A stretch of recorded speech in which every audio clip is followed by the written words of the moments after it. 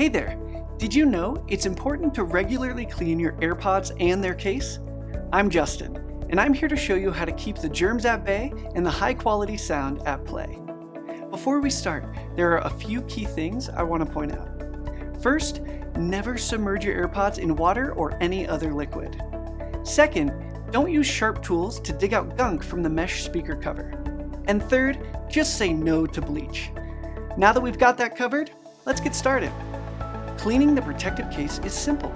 Just pop it off and either soak it in soapy water or give it a gentle scrub with an alcohol wipe. Be sure to let it dry completely before putting it back on. Now, we'll clean the interior of the case.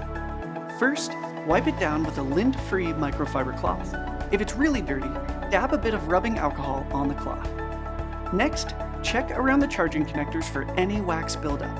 That should wipe clean with a microfiber cloth, or you can use a soft bristled electric cleaning brush and a bit of alcohol. Let it dry and you're good to go.